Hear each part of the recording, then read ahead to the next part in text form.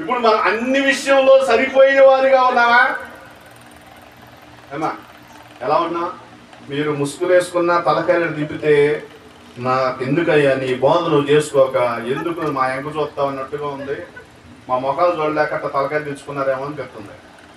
అలాగంటే ఆలోచన ఉంటే ఆమె చెప్పేస్తా. నాకు కూడా ఎండకి మీరు ఇబ్బంది పడతాం అండి.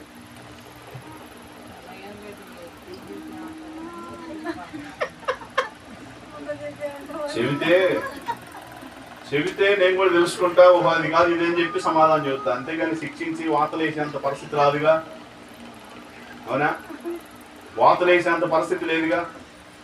ఈరోజు మన భక్తి మితంగా ఉందా?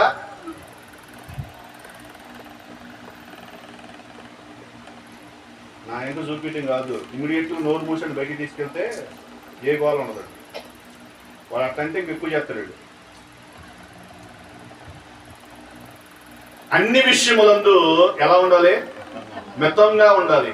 మితంగా మంచిగా ఉన్నాం, సరిపోయినంత ఉంటున్నాం, ఎక్కువగా ఉంటున్నాం. భక్తిలో భక్తి ఎక్కువ అవుతుందని, శ్రమ ఎక్కువ అవుతుందని భక్తి చేయటం మానేస్తున్నారు. ప్రార్థన చేస్తాం ఎక్కువ అయిందని చెప్పని, శ్రమ అవుతుందని భక్తి చేయటం మానేస్తున్నాం.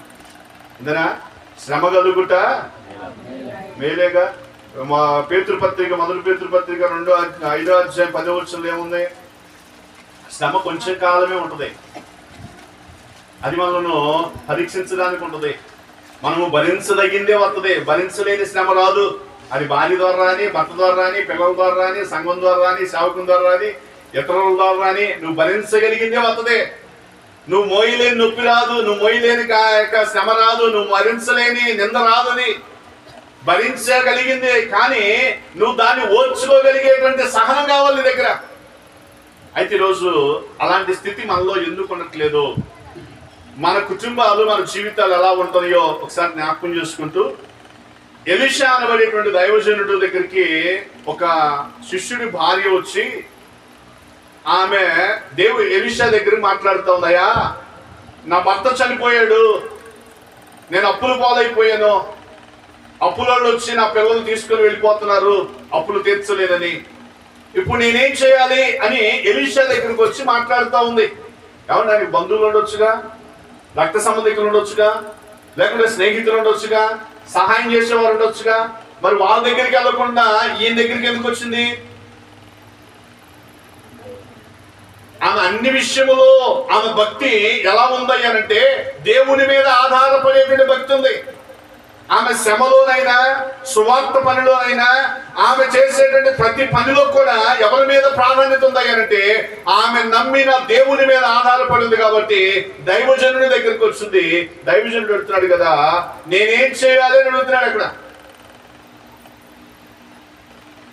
చూడండి ఒకసారి దేవుని యొక్క లేఖనాల్లో 2 రాజుల గ్రంథం 4వ అధ్యాయము 2వ వచనాన్ని ఒకసారి చూస్తే, ఎలీషా నా వలన నీకేమి కావలెనో, నీ ఇంటిలో ఏమి ఉన్నదో చాలండి. 2 ప్రశ్నలు అక్కడ కనబడుతున్నాయి. ఒకటి, నేనేం చేయాలి? ఇప్పుడు ఆమెకున్న సమస్య ఏంటంటే ఆ ఎలీషాను వెంబడిస్తున్నటువంటి శిష్యుడు, లేక ఎలీషాతో పాటు ఆ పరిచర్యలో సాగుతున్నటువంటి ఒక శిష్యుడిగా పిలువబడుతున్న వ్యక్తి చనిపోయాడు. ఆ వ్యక్తి ఉన్నప్పుడే అప్పుల్లో ఉన్నాడు, ఆ వ్యక్తి ఉన్నప్పుడే సమస్యల్లో ఉన్నాడు, ఆ వ్యక్తి ఉన్నప్పుడే అనేకమైనటువంటి ఇబ్బందుల్లో జీవించిన వ్యక్తిగా ఆ వ్యక్తి కనబడతా ఉన్నాడు. ఆ వ్యక్తి చనిపోయిన తర్వాత అప్పులు ఇచ్చిన వాళ్ళు భార్య దగ్గరికి, పిల్లల దగ్గరికి వచ్చారు. అమ్మా, నేను మీ భర్త ఉన్నప్పుడు డబ్బులు ఇచ్చాను కదా, ఆ డబ్బులు నువ్వు ఇవ్వలేవు కాబట్టి మీ పిల్లలను మేము దాసులుగా తీసుకుని వెళ్తున్నాం, ఊడిగం చేయించుకోవడానికి తీసుకుని వెళ్తున్నాం. కాబట్టి నువ్వు కనితే నీ బిడ్డలు మీకు ఇస్తాం, కట్టకపోతే నీ బిడ్డలను పనివారిగా పెట్టుకుంటాం అని కింద విశ్లేషణ కనబడుతూ ఉంది.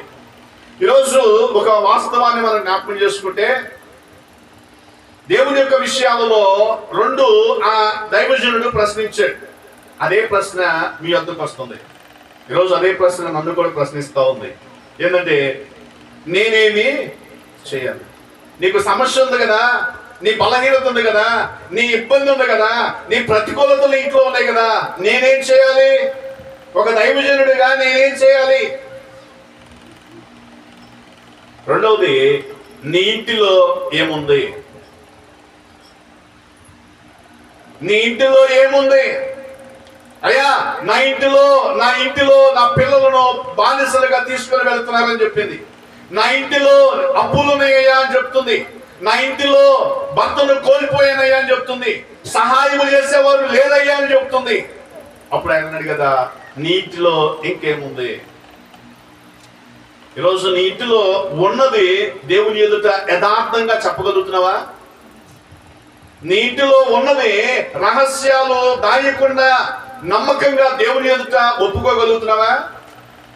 ఈరోజు మరణం మన ఇంటి మీద ఏలుబడి చేస్తుంది, ప్రతికూలతలు మన ఇంటి మీద ఏలుబడి చేస్తున్నాయి, లేకుంటే నిందలు మన మీద తాండవాడుతూ ఉన్నాయి, లేకుంటే ఒక రోగం పోయింది అమ్మయ్యా అనుకునే లోపే మరొక సమస్య ఇంకొక వైపు నుండి వస్తుంది.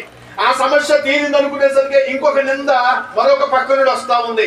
కొద్దిగా కోలుకుంటున్నాం అనేసరికి భర్తే మన మీద శత్రువుగా మారుతా ఉన్నాడు, లేకుంటే ప్రేమించిన వారే మనల్ని అవమానించే వారిగా వస్తా ఉన్నారు, లేకుంటే కన్న కొడుకే మనల్ని దుఃఖ పెట్టేటువంటి వారిగా వస్తా ఉన్నాడు. అయ్యా, ఇంకా కోలుకుందాము అనుకునే లోపే మన ఇంటి వారే మన మీద అవమానకరమైనటువంటి పరిస్థితులను తీసుకొస్తా ఉన్నారు. ఈరోజు నీ కుటుంబంలో, నీ ఇంటిలో ఏముంది చెప్పగలుగుతావు దేవుని దగ్గర? ఈరోజు చెప్పలేకపోవడానికి కారణం ఏంటంటే రహస్య జీవితాల్లో మన కుటుంబాలలో ఉన్నాయి కాబట్టి మేలు పొందుకోలేకపోతుంది. ఆశీర్వాదం కావాలి, ఏమండి, మేలు కావాలి, దీవెన కావాలి, లేకుంటే నెమ్మది కావాలి, సమాధానం కావాలి, సమృద్ధి కావాలని ఆశ అయితే ఉంది. కానీ నీ ఇంటిలో ఏముందో చెప్పగలుగుతావా?